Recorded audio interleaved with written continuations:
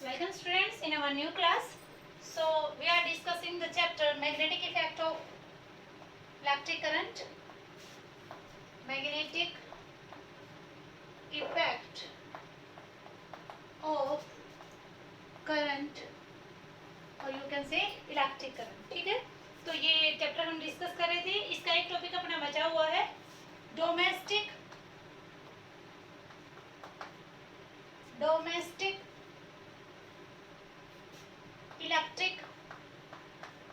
Electrical circuit.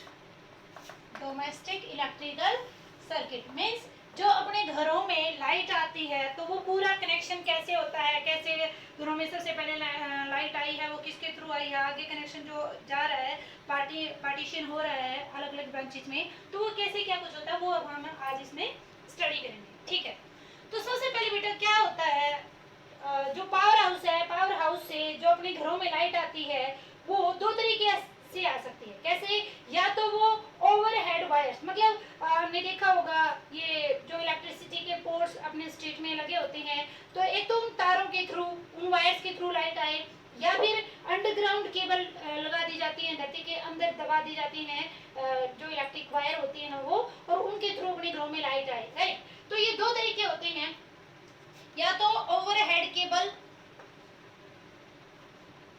Overhead के wires, या फिर अंडरग्राउंड केबल. अंडरग्राउंड केबल, इनके थ्रू लाइट अपने घरों में आई. ठीक है, तो ये दो पैटर्न है. अब क्या होता है, ये जो ओवरहेड वायर्स होते हैं आप देखोगे कि ये जो एक मोटी सी वायर आपको दिखती है उसके अंदर और तीन तरह की वायर निकलती हैं. जो तीन तरह की वायर निकलती हैं वो क्या क्या होती हैं, एक होती है उनमें से लाइव वायर, एक होती है न्यूट्रल वायर, और एक होती है अर्थ वायर.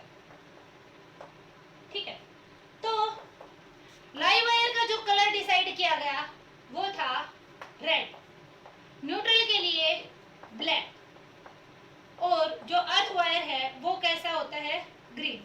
आप खुद भी देखोगे कि ये अपने घरों में जो एक मोटी तार आ रही हो तो उसके अंदर अगर आप उसका इंसुलेशन उतार के देखते हो तो उसके अंदर आपको ये तीन तरह की और तारें दिखाई देती हैं. लाइव वायर किस कलर की, रेड, न्यूट्रल ब्लैक, और अर्थ वायर जो है वो ग्रीन कलर की.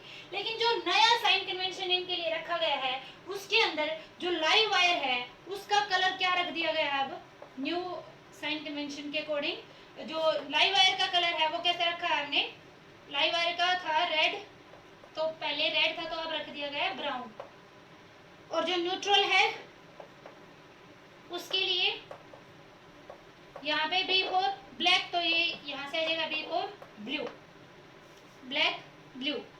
और जो अपनी बच गई अर्थ वायर, अर्थ वायर के लिए हम ग्रीन भी रख सकते हैं मोस्टली जगह पे, और जो अलग कलर डिसाइड किया गया है वो क्या है, येलो. ठीक है, तो नए कलर के अकॉर्डिंग, कलर कन्वेंशन के अकॉर्डिंग इनके लिए ये कलर कोड दिए गए हैं. अब सबसे पहले अपने घर के अंदर ये वायर आई, बाहर से ओवरहेड के थ्रू आ सकती है या फिर ग्राउंड केबल के थ्रू आ सकती है.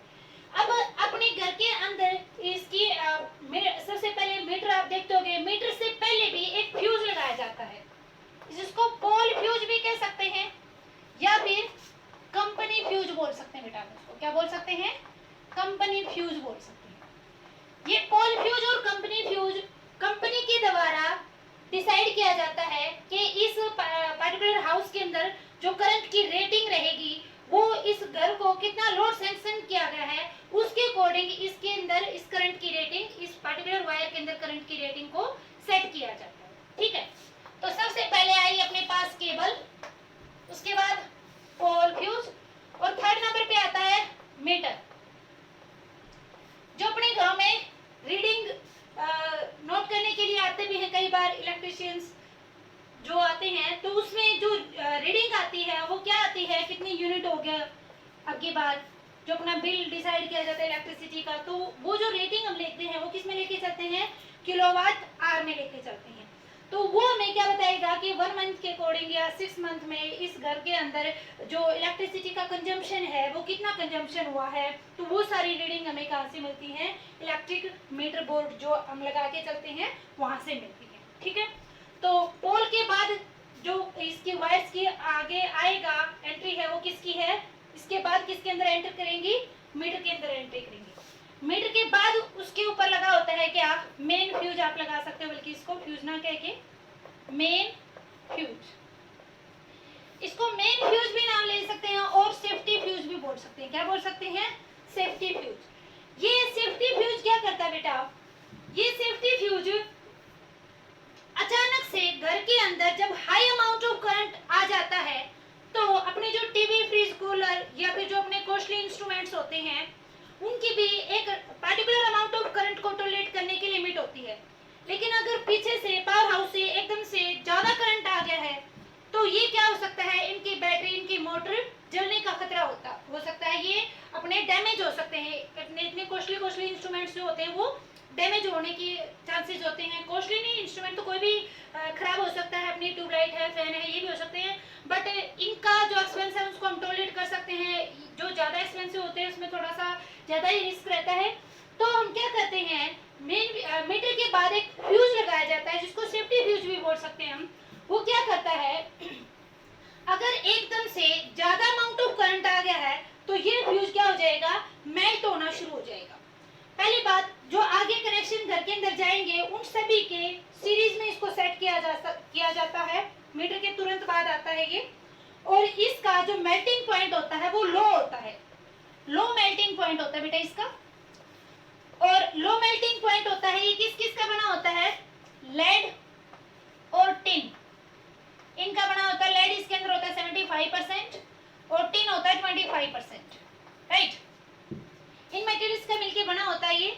और जब एकदम से ज्यादा करंट आएगा तो ये इतने करंट को टॉलरेट नहीं कर पाएगा, और अगर ये मेल्ट हो गया तो आपने पिछले चैप्टर में पढ़ा था सीरीज और पैरेलल कनेक्शन, अगर ये ही मेल्ट हो चुका है तो ये सीरीज में है, अगर पहले वाला ही कनेक्शन कम डिस्कनेक्ट हो गया है तो यह आगे करंट की सप्लाई नहीं होगी, और उस हाई करंट की वजह से जो अपने घर के अदर डिवाइसेस हैं, इलेक्ट्रिकल अप्लायंसेस हैं, वो अपने सेफ रह जाएंगे। ठीक है, ये पहले तो सीरीज में लगाया जाएगा, लाइव वायर के सीरीज में कनेक्शन दिया जाएगा इसको, और सबसे पहले अदर किसी इलेक्ट्रिकल अप्लायंसेस को डायरेक्ट इसके कनेक्शन में लाने से पहले, मतलब सभी से पहले हम इलेक्ट्रिकल फ्यूज को लगाएंगे, इसके बाद आगे के कनेक्शन जाएंगे। और जो तीसरा पॉइंट हम इसके लिए लेके चल सकते हैं वो क्या है कि जितने भी और अपने डिवाइसेस हैं, इलेक्ट्रिकल अप्लायंसेस हम लेके चल सकते हैं, एलसीडी है, टीवी है, फैन है, फ्रिज है, कूलर है, वो जितना करंट टॉलरेट कर सकते हैं ना, उनकी करंट कैपेसिटी जितनी है उससे थोड़ी सी कम लिमिट ही हम इसकी लेके चलते हैं, ताकि अगर उससे कम में ही डिस्ट्रॉय हो गया तो वो अपने सारे के सारे सेफ रह जाएंगे, राइट। और इसका जो इलेक्ट्रिकल फ्यूज का हम जितना ज्यादा क्रॉस सेक्शन ज्यादा लेंगे, जितना मोटा अगर इसका वायर हम लेंगे तो इसकी करंट कैपेसिटी भी उतनी क्या हो जाएगी, ज्यादा हो जाएगी। ओके, फोर्थ नंबर पर हम लेके चलते हैं फिर अपना मेन स्विच। मेन स्विच के बाद अब मेन बोर्ड वगैरह आगे करो, पर ज्यादा तो मेन हमारा यहीं तक रहता है। मेन स्विच के बाद अपनी मेन फ्यूज के बाद हमने लगा मेन स्विच से फिर हमारे घर के अंदर जितने भी वायर्स का कनेक्शन होता है, जो भी हमें इलेक्ट्रिकल अप्लायंसेस सेट करने हैं वो हम यहाँ से ले लेंगे। अब जो मेन पॉइंट आपको याद रखना है वो क्या है कि जो हाउसिंग वायर का जो कनेक्शन है वो कैसा होना चाहिए। अपने घरों में जो हम जितने भी इलेक्ट्रिकल अप्लायंसेस लगाते हैं तो उनको कनेक्शन कैसा देना चाहिए, सीरीज कनेक्शन देना चाहिए या फिर पैरेलल कनेक्शन देना चाहिए। इसके लिए इंपॉर्टेंट बात है बेटा, ये आप बहुत अच्छे से समझोगे। कैसे, देखो, अगर हमने हमारे घरों में कैसा कनेक्शन दे दिया है, सीरीज कनेक्शन दे दिया, तो वो अपने लिए ड्रॉबैक कैसी रहेगी। सपोज करो मैंने यहाँ पे लगाया बल्ब, ठीक, बल्ब के बाद मैंने यहाँ लगा दिया फैन, ये फैन है, ये बल्ब है, यहाँ लगा दिया हमने कूलर, और ये लगा दिया हमने एलसीडी, और ये लगा दिया हमने एसी, और यहाँ पे आ गई अपनी वॉशिंग मशीन। ठीक, हमने सीरीज कनेक्शन दिया, अब यहाँ से इलेक्ट्रिसिटी आई, यहाँ से इलेक्ट्रिसिटी आई, सपोज करो जो अपना कूलर है उसने वर्किंग करना बंद कर दिया है, कूलर ने वर्किंग करना बंद कर दिया है, तो अपना बल्ब और फैन ये तो दोनों चलते रहेंगे, लेकिन कूलर ने आगे कनेक्शन को पास नहीं किया, तो अपने जो एलसीडी है, एसी है, वॉशिंग मशीन है, वो वर्किंग हालत में नहीं रह सकते क्योंकि वहां तक अपना कनेक्शन कंप्लीट ही नहीं हो रहा है। ठीक है, और दूसरा ड्रॉबैक क्या है इसका कि हर एक इलेक्ट्रिकल इंस्ट्रूमेंट की अपनी एक करंट की अलग अलग कैपेसिटी होती है। बल्ब इतना करंट को टॉलरेट कर सकता है, एलसीडी इतना, एसी इतना, तो जो सीरीज हम लेंगे तो उसमें सेम अमाउंट ऑफ करंट ही जाएगा सभी में। इसलिए हमारे घरों में जो कनेक्शन हम लेके चलते हैं वो कैसा लेके चलते हैं, पैरेलल कनेक्शन लेके चलते हैं। ठीक है, तो यहाँ पे आपका 1 मार्क का या 2 मार्क का क्वेश्चन बन सकता है कि हमारे घरों में जो कनेक्शन हम लेके चलते हैं वो सीरीज होता है या पैरेलल होता है। सीरीज होता तो क्या ड्रॉबैक होती, पैरेलल लेते हैं तो उसके एडवांटेजेस क्या है, राइट। ठीक है, तो ये था।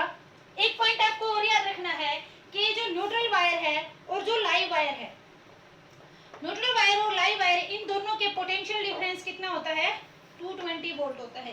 ये कुछ ऐसे डाटा हैं जो आपको याद होने चाहिए, जैसे जो मेन फ्यूज था ये किस किस से मिलके बना है, लेड और टिन से, लेड 75%, टिन 25%। और जो मेन आपको पॉइंट याद रखना है वो क्या है, घरों में कैसा कनेक्शन लेते हैं, सीरीज और पैरेलल वाला।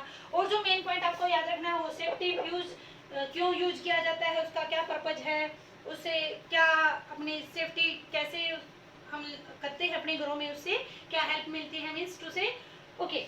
अब इसके बाद आपके पास एक और पॉइंट है दैट इज शॉर्ट सर्किटिंग।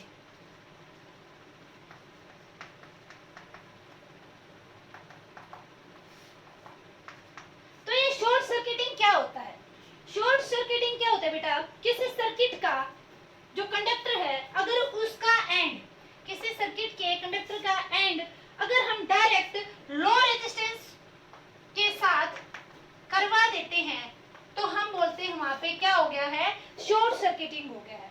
या फिर दूसरी भाषा में बोले तो अगर लाइव वायर और न्यूट्रल वायर डायरेक्ट एक दूसरे को जहां पर टच कर जाती हैं, एक दूसरे के कांटेक्ट में आ जाती हैं, तो उस पॉइंट पर हम बोलते हैं क्या है, यहाँ पे शॉर्ट सर्किटिंग हो गया। थोड़ा सा एग्जांपल लेके हम समझ सकते हैं, जैसे यहाँ ये अपनी लाइव वायर है, ठीक है, ये अपनी लाइव वायर है और ये है अपनी न्यूट्रल वायर, राइट। अब यहाँ पे इन दोनों के कनेक्शन से यहाँ पे हमने क्या लगाया है, अपना बल्ब लगाया है, ये बल्ब लगाया है। अब अगर ओवरलोड होने की वजह से या इन दोनों का इंसुलेशन जो कवर था वो खत्म होने की वजह से ये दोनों क्या आगे मान लेते हैं, डायरेक्ट कांटेक्ट में आ गई। अब डायरेक्ट कांटेक्ट में आ गई तो ये जो बल्ब है, बल्ब का जो फिलामेंट होता है उसका रेजिस्टेंस क्या होता है, ज्यादा होता है। उस ज्यादा रेजिस्टेंस की वजह से ये यहाँ पे हीट प्रोड्यूस करता है और इससे हीट प्रोड्यूस करने की वजह से ये चमकता है, तो ये तो वर्किंग अलग रहेगी। यहाँ पे हमारा कंसेप्ट क्या लगाएगा कि यहाँ पे रेजिस्टेंस क्या है, ज्यादा है। अब लाइव वायर से जो करंट आ रहा था वो एक तो यहाँ पे इसके पास दो रास्ते हैं, एक तो ये है कि इस हाई रेजिस्टेंस वाले पाथ में जाए और एक न्यूट्रल वायर में, तो इसका रेजिस्टेंस, इस न्यूट्रल वायर का रेजिस्टेंस तो इस बल्ब के रेजिस्टेंस के कंपैरिजन में बहुत कम है, तो करंट किधर जाना पसंद करेगा, जहाँ पे रेजिस्टेंस कम है। तो ये सारा करंट, लाइव वायर का सारा करंट किधर जाएगा, यहाँ पे आएगा। तो इस पॉइंट पर एकदम से क्या हो गया, बहुत ज्यादा हाई अमाउंट ऑफ करंट आ गया क्योंकि रेजिस्टेंस कम हो गया। रेजिस्टेंस अगर कम हो गया तो करंट क्या हो जाएगा, ज्यादा हो जाएगा। तो एकदम से ज्यादा करंट होने की वजह से यहाँ पे क्या होगी, हीट प्रोड्यूस होगी और हम कहते हैं कि यहाँ पे क्या हो गया, स्पार्किंग होना, अपनी भाषा में बोले तो यहाँ पे स्पार्किंग होना शुरू हो जाती है। ठीक है, तो इसी कंसेप्ट को हम क्या बोलते हैं, शॉर्ट सर्किटिंग कहते हैं। ओके, तो ये अपने दो टॉपिक रहते थे, एक तो था डोमेस्टिक इलेक्ट्रिकल सर्किट और एक शॉर्ट सर्किटिंग। बट इनमें से जो मेन पॉइंट्स मैं फिर से रिपीट कर रही हूँ जो आपको अच्छे से ध्यान रखने हैं वो क्या है, एक तो इनकी कलर कोडिंग याद रख लेना, दूसरा जो फ्यूज है, सेफ्टी फ्यूज है, इसकी डिटेल किस किस से मिलके बना है, कैसे ये सेफ्टी करता है, तीसरा जो आपको मेन पॉइंट याद रखना है, घरों में कौन सा कनेक्शन लेके चलते हैं और क्यों लेके चलते हैं, और फोर्थ आपको शॉर्ट सर्किटिंग याद रखना है। ठीक है,